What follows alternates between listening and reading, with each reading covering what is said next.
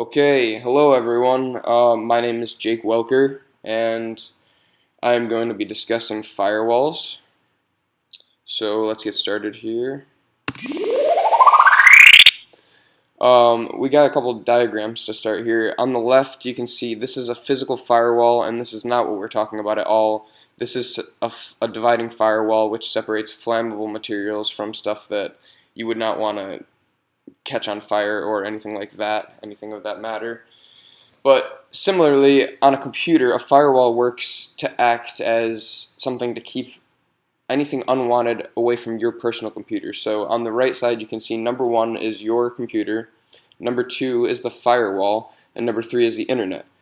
Number 3, you're going to be sent with viruses, you're going to be sent with scams. People are going to be trying to hit you with anything possible to get your information. And number 2, your firewall is going to help you protect that unwanted stuff from getting to you, number 1, your computer. And so that is why firewalls are not essential, but they're definitely they are recommended.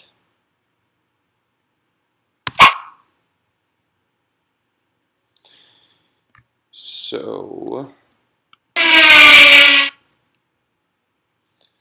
this is similar to what I just spoke about. In the real world, you would think a firewall is something that protects a certain area from getting engulfed in flames or catching on fire. But speaking in terms of computers, a firewall, the flames are all the viruses. They're all the people trying to get access to your information. So anybody unauthorized, anybody trying to hack you, think of that as the fire, essentially, that is being protected by the firewall. So let's put it in an example. So imagine you have a database you're working on and you need to be sure it's a secure network.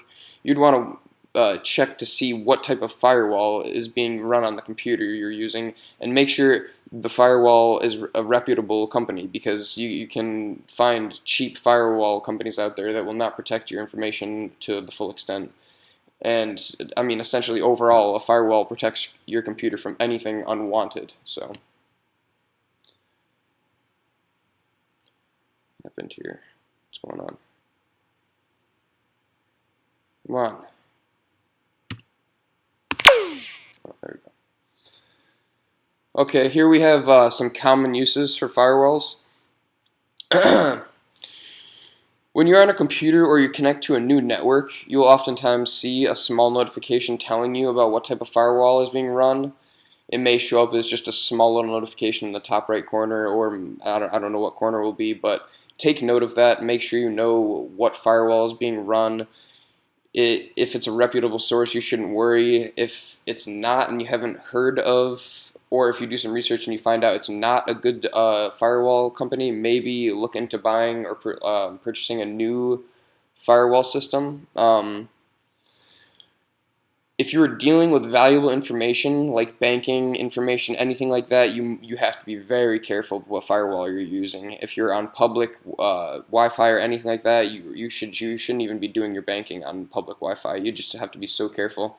Firewalls can protect from a lot of things, but they cannot protect from everything. So, and it comes down to a couple things. Firewalls were created for many reasons. I mean, protecting people's identities was most certainly maintained in the process, but companies also use firewalls to protect internal information.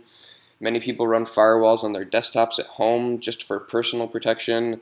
Firewalls are also always in place when online transactions happen, so you don't have to worry about your information. As long as you are in a reputable store, you shouldn't have to worry about your transaction being exposed.